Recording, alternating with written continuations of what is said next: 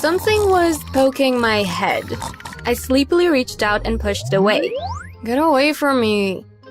My voice was barely audible. I was so hungry. Last night was a bad night. Mr. Rossi, the owner of Rossi's restaurant, told us that there wasn't much food left over, so my friends and I had to share a couple of loaves and a bowl of salad. A blast of cold water hit my face. Carla, what did you do that for?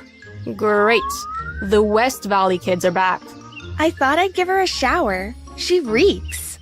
I got up to leave, but I slipped and fell. Carla and her friends laughed like they always did whenever they saw me on the streets. Most of them lived in West Valley, a rich neighborhood on the other side of town. I lived in street corners and dark alleys. Come on, let's go.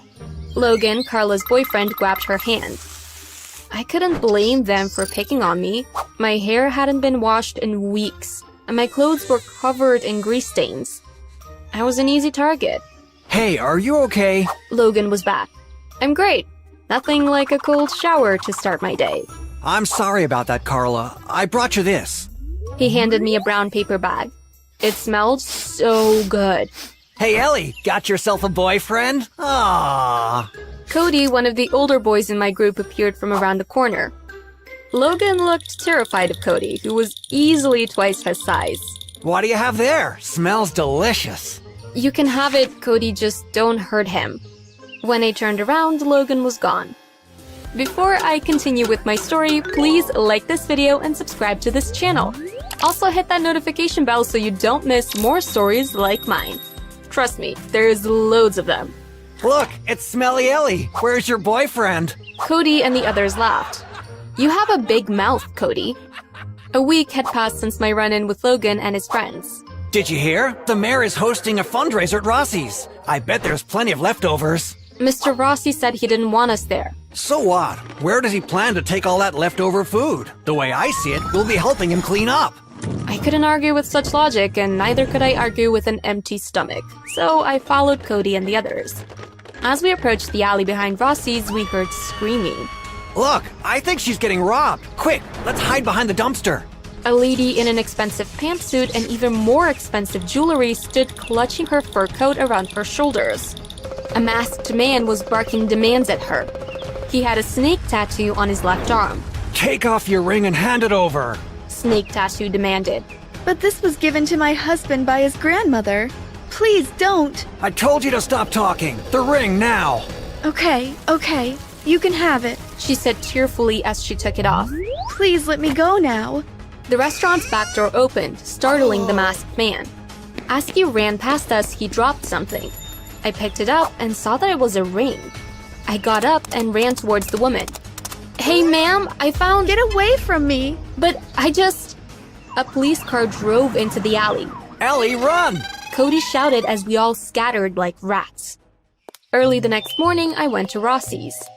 The doorman stopped me before I could even get to the door. I'm not here to cause trouble. I'm just here to return this. I held out the ring for him to see. Just then, Mr. Rossi joined us. Where did you get that? It belongs to the woman who was attacked here last night. The man who attacked her dropped it as he ran. You found Julia's ring. Her husband will be so pleased. Look, here he comes now. A black SUV pulled up and a white-haired man got out. I expected them to ask me to leave, but Mr. Rossi surprised me by introducing me to the man. Good morning, Mr. Whitaker. Ellie here has something that belongs to Julia. The man eyed me suspiciously. I have your wife's ring. I extended my hand towards him, but he took a step back. Mr. Rossi took the ring from my hand and put it in a handkerchief and then handed it to Mr. Whitaker. He repeated what I told him about last night. This ring belonged to my grandmother. Julia will be so relieved and happy. Thank you so much. He took out his wallet and handed me a few $100 bills. But, sir, this is too much. It's the least I could do. Please, take it. I grabbed the money and I was about to run when I remembered something. Sir, the attacker, he had a snake tattoo on his left arm. Julia didn't mention that to the police. She must have been so afraid she didn't notice. Would you mind coming to my house? The detective on the case will meet you there. When I hesitated, he smiled. It'll just take a few minutes, I promise. But how will I get to your house? We can use my car. I looked down at my clothes and shook my head. It's all right. The car is not that clean anyway. I nodded as I reluctantly got in. The car was spotless. I wanted to get back out, but it was too late. We were already on our way. When we got to Mr. Whitaker's home, I openly gawked. He lived in a freaking palace. Wait here. Let me fetch our housekeeper. A few minutes later, a short, plump woman wearing a kitchen apron came out. You must be Ellie. I'm Penny. It's nice to meet you. Come with me. Penny led me to the Whitakers' laundry room. You should be okay out here. I'll get you some clothes and food so you can eat and get cleaned up. I'll be right back. A shower, clean clothes, and food sounded like heaven. Penny, did something die in here? It stinks. Sorry, Mrs. Whitaker. That's, Ellie, are you in here? I walked out of my hiding spot before a washing machine. Julia was beautiful. The light at the back of Rossi's restaurant didn't do her justice. You! I know you. What are you doing in my house? Mr. Whitaker asked me to come so I can tell the detective what I saw last night. I also gave him your ring. Julia walked towards me, arms across her chest. And what is it you think you saw? I already told the police everything. You can leave now. Not everything. Don't you want to find the people who attacked you? How dare you? I flinched and shielded my face. What's going on here? Logan? Ellie? You two know each other? Wait until I tell your father you're going into that rat-infested alley again. Leave me alone. Don't you have puppies to kick? You'll not speak to me like that. I'm your mother. No, you're not. Julia looked like a vicious cat with her claws out, ready to attack. Ugh! She stomped her heels, then turned and left. I couldn't help but laugh. Hey, Ellie, Dad told me you were down here. Sorry about Julia. She's intense. I noticed. So, Mr. Whitaker is your dad? Yes, and Julia's my stepmom. We stood in awkward silence. So, anyway, Dad asked me to bring you some of my clothes. Here. He handed me a bunch of t-shirts and sweatpants. Bathroom's in there. I took an hour-long shower. I scrubbed my skin until it was red and raw to remove the grease and grime out from my hair and my body. As I got dressed, I thought about Logan and his family. Even though I was the one who found Julia's ring, she didn't look happy to see me. Maybe she'd change her attitude now that I was clean. Penny led me up the 2 flights of stairs to Mr. Whitaker's office. A bald man in a suit sat on an armchair, facing Mr. Whitaker. Julia sat on a couch, flipping through a magazine. There's no way that's the same girl. Wow, I didn't know water and soap could perform magic. Mr. Whitaker cleared his throat. Julia rolled her eyes. Hello, Ellie. This is Detective 𝗕𝗂𝗓. Please tell him what you told me. I described the tattoo to the detective, who had a recording device and a notebook. A few minutes later, the detective left. Well, that was a waste of our time. How so? Do you know how many thugs out there have a snake tattoo? Plus, the girl is probably lying. I know what I saw. Whatever. I'm going out. I better go too, sir. How about you stay here for a few days? It's the least we could do after you helped us so much. Penny, what will happen to me now? I'd been at the Whitakers' house for almost a week. Logan and his dad didn't seem to mind, but Julia was not happy. The thought of returning to the street made my stomach churn. I don't know, dear, but I'm sure Mr. Whitaker will let you know soon. I could become your assistant? He doesn't have to pay me. I just need food and a place to sleep. Penny smiled sadly. I was very nervous and quiet at dinner that evening. What if they kicked me out? Will you kick me out? I couldn't wait any longer. I had to know. What? Dad would never do such a thing, right, Dad? Logan was right. Mr. Whitaker did not kick me out, much to Julia's annoyance. What was her deal anyway? Instead, he told me that he had spoken to the principal at Logan's school and I'd be reporting to school in a few days. You sure you want your friends to see you with me? Most of them know me as Smelly Ellie. Logan and I stood outside the principal's office at his school. I guess it was my school now, too. I felt like I was in a foreign country. I dropped out of school years ago, so the principal told me I'd be a few grades behind Logan. They won't even recognize you, and even if they do, so what? You're my friend now. During lunch, Carla and her minions introduced themselves. Logan told them that I transferred from another country. OMG. Are your parents, like, diplomatics? Logan and I exchanged a look and burst out laughing. This was going to be fun. By the end of the week, Carla had told everyone that we were best friends. She even told other girls to keep off because she found me first. Does she think I'm a puppy or something? I asked Logan as he taught me how to play one of his favorite video games. More like a shiny new toy. Wait until I tell her who I really am. You do that? Logan looked shocked. Why not? Let's see how she likes being BFFs with Smelly Ellie. Logan looked sad. What's wrong? I hate that name. Don't call yourself that, please. Okay, I'll stop. The door opened and a man I'd never seen before walked in. Hello, Logan. Uncle D, I haven't seen you in months. This is Ellie. Ellie, this is Julia's brother, Derek. Julia sent me to pick you up and drive you to the mall. She heard that you've been wearing Logan's clothes to school. I stared at my feet, embarrassed. I don't mind. Are we going or not? I don't have all day. Charm must run in their family, I thought to myself as I stood up. Logan could drive me. I have a tutor coming this afternoon, sorry. I guess I was stuck with the ray of sunshine that was Derek. That's not the way to the mall. We'd been driving for almost an hour. Where are you taking me? He didn't reply. Instead, he pulled into a gas station. I'm calling Logan. Derek grabbed my arm and twisted it.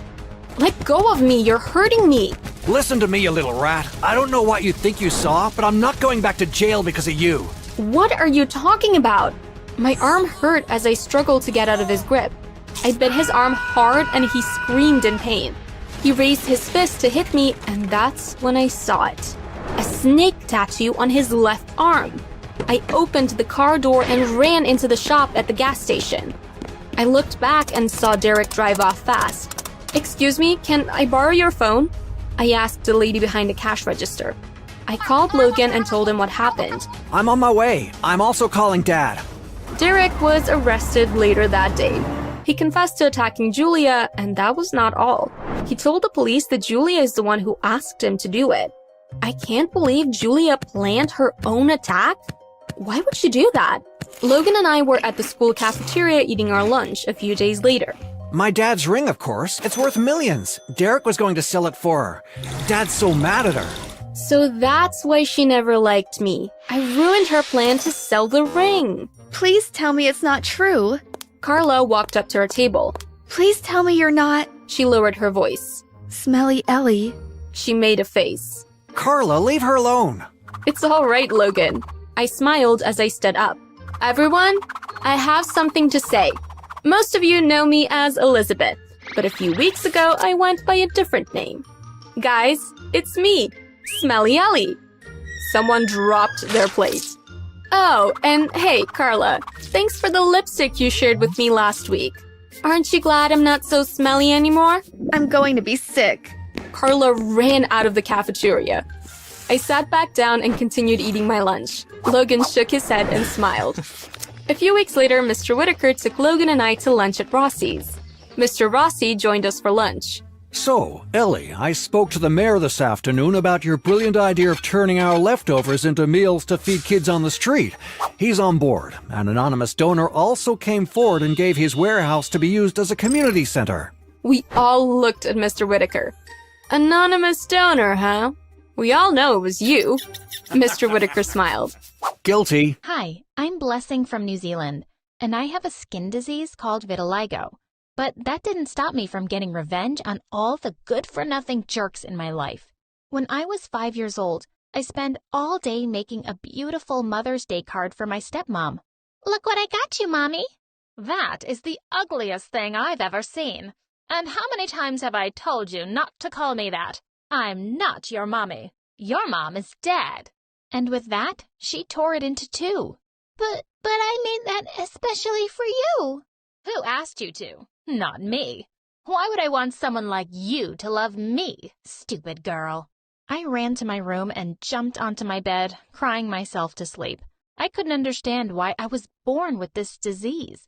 I just wanted to be normal. Dad was only 17 when he had me, and he never even got a proper degree. The solution he found for his problems was marrying my evil stepmother, who was 15 years older than him, but very rich. It made things worse for me, though, because she was a massive pain in the butt. When I was 6, I found out that I was high-key a genius. One day, the teacher asked us all to memorize some nursery poems about winter and recite them in class. I snuck into my stepmom's library at night and took my favorite book off the shelf. I memorized Shakespeare's Winter by heart. When it was my turn to read out loud, the teacher looked stunned. I was asked to take a series of tests the next day, after which she called my parents and told them I was a genius with an IQ of 180. Oh, wow. I guess that explains why she's so ugly.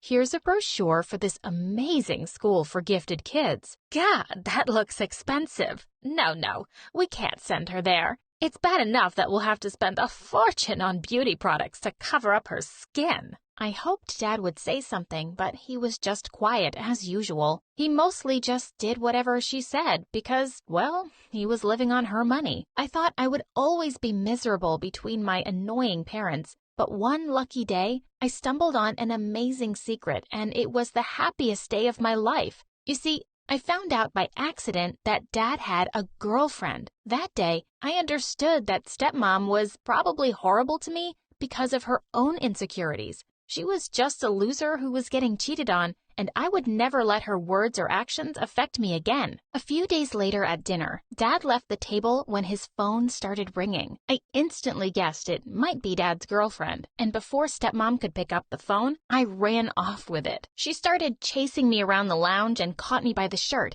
I didn't know what to do, so I flung the phone at the wall, smashing it to bits. Just then, Dad walked in. What's going on? And who broke my phone? Daddy, I can explain. And with that, I jumped onto the sofa and whispered in his ear that his girlfriend was calling, and I'd stopped stepmom from answering it. He immediately gave me a big hug. Stepmom screamed in rage and stormed out of the room. While things were looking up at home, they were just getting worse at school. My condition made kids look at me like I was an alien, and it just seemed to annoy everyone I was smarter than them, especially that horrible Luna. She was 2 years older than everyone else because she was really dumb and had been held back twice. She never missed a chance to make fun of me. In the 5th grade, I entered an international physics competition and had the highest score among 500 participants from around the world. You've made us all so proud, Blessing. You don't speak for us, miss, because we're all pretty ashamed to have her here. She should be in some school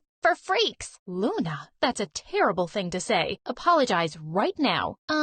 Okay. Sorry, Blessing. Not Blessing. And then she knocked over all my books and started stomping on them. The teacher yelled at her and immediately dragged her off to the principal. She just kept being a jerk, so I knew I had to find a way to deal with her. One day, I found it. We were in the 7th grade celebrating Cultural Day when she came up to me and said, "And what are you supposed to be? White? Black? A Dalmatian? A panda? What are you?" "I'm a human being, unlike you, you monster." "Oh. Since when did you become so brave?" "Since the day I saw you cheating on your boyfriend with 2 boys. "What? I don't know what you're talking about, idiot. I saw you behind that tree, Luna. So you better leave me alone or I'll tell everyone about this. And who do you think they'll believe? Me or a weirdo like you?" "I'm pretty sure they'll believe me." And with that, I played a video of her I'd made on my phone, and from that day on, she didn't mess with me anymore. I could finally focus on my studies in peace. Boy, was I wrong. Things were getting much worse at home. Dad had started coming home really late every night, and I could tell stepmom was getting suspicious. One night, I woke up with a start when I heard loud screaming. How could you cheat on me? You don't think I have feelings? Ugh, give me a break. It's not like I'm ashamed of having a hot, young girlfriend. Just look at her. She's running for the Miss World contest next year. Really, you can't blame me for cheating on you. Have you looked in the mirror lately? That's it. You two-timing, gold-digging jerk. Get out of my house, now. I quickly ran back and jumped into bed, feeling sure Dad would come any minute and tell me to pack my bags. But 5 minutes later, I heard the front door slam shut and saw him leaving. I was certain stepmom would throw me out on the street, but to my surprise, she didn't. I kept thinking she'd take out all her anger on me, but she just started ignoring me, and I didn't mind that at all. For the next few years, everyone just let me be. Until one day in 9th grade, I was shocked when the cutest guy on earth, Ronald, came and sat next to me at lunch. Hey, would you be interested in tutoring a dumb kid like me? I was more than happy to. So I said yes. We started our sessions the next day, and Ronald turned out to be the sweetest guy. He never brought up my condition and treated me like a gentleman. One day, he suddenly took my hand and looked deep into my eyes. Blessing, I don't know why people say these terrible things about you. You have to know, you're the most beautiful girl I've ever met, inside and out. He held my chin, pulled my face close to his, and kissed my neck. Just as he kissed me on the lips, I heard that ugly Luna. Weren't you gay? Who? Ronald, you said you were gay when I asked you out. And look at you now, kissing this ugly creature. Don't call her that. It's okay, babe. I'm used to her nasty words. Let her burn in her jealousy. And with that, I took his hand and started walking, making sure to push Luna as I left. I'll make sure you regret this. That evening, I snuck Ronald in through my bedroom window to spend the night with me. Just as we'd snuggled on the couch, the door flung open and stepmom barged in, looking insane with fury. Oh no, you can't see a man when I can't. You can't do that just because your husband left you. She grabbed Ronald by his t-shirt, practically spitting in his face. And why are you with a freak like her? Do you have some kind of condition too? Couldn't find any other girl, huh? She's a great girl, and I like her so much. Oh yeah? Prove it. Kiss her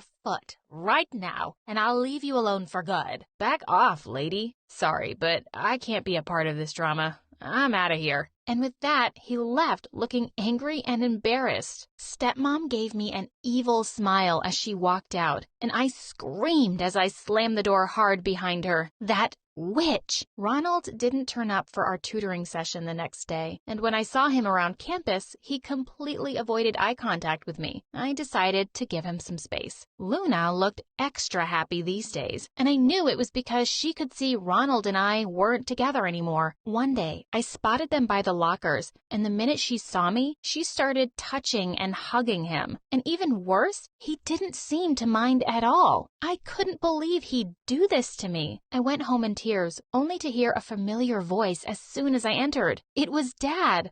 I knew the only reason she'd call him back was because she was jealous that I had a man and she didn't. She was just that petty. The next day when I went to school, I was determined to punch both Ronald and Luna the moment I saw them.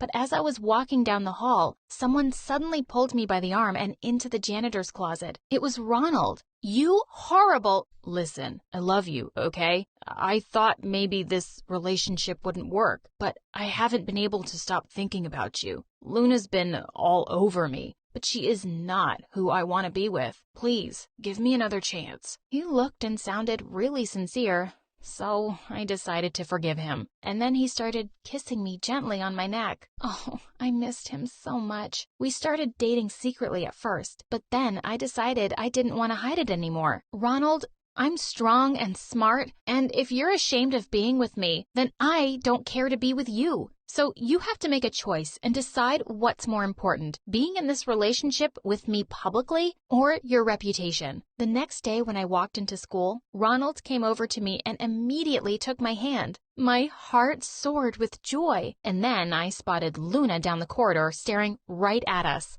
I was expecting her to throw some horrible tantrum as she walked over to us, but what she said left me in shock. Congratulations, you two. I'm so happy for you. And Blessing, I'm really sorry for the way I treated you before. She squeezed my arm gently and walked away. This girl was definitely up to no good. One day when Ronald and I were hanging out in my room, we suddenly heard loud screams from downstairs. You're cheating on me again with a teenager? Yeah, but she behaves like an adult. She's a lot more mature than you are. I expected stepmom to throw him out again, but she didn't. She simply walked to her room, packed her bags, and left. And that's the last time I ever saw her. The next day at lunch, Luna suddenly stopped by our table and said, "Hey, I just wanted to say that I've finally come to accept your condition, and I'm not ashamed of you anymore." Excuse me? Yeah, I told your dad, I really want to be a good stepmom to you. I sat there with my mouth open as she walked away. The 18-year-old Dad was dating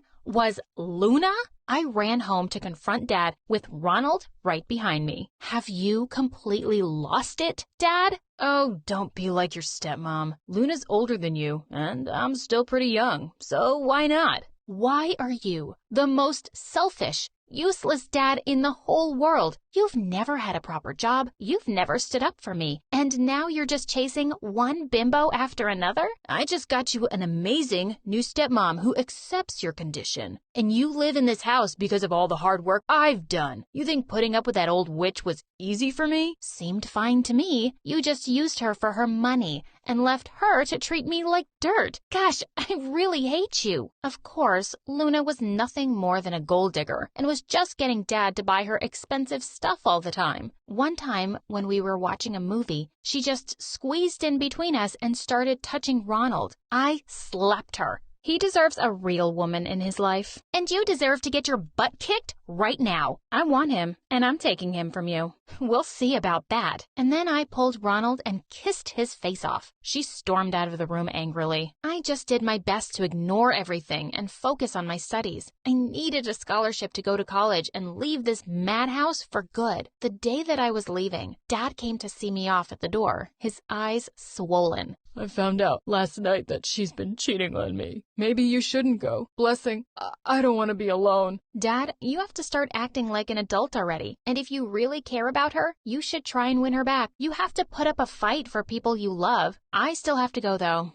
Good luck. Ronald and I moved away to the same college, and 4 years later, I was asked to give a speech at graduation. I spoke about my condition and how I'd never let it stop me from achieving my goals. The speech went viral, and since then, I've become a spokesperson for people suffering from vitiligo and other skin conditions. I've even been offered modeling contracts. Ronald and I have a beautiful baby girl now, and I will make sure she always knows she is perfect, just the way she is.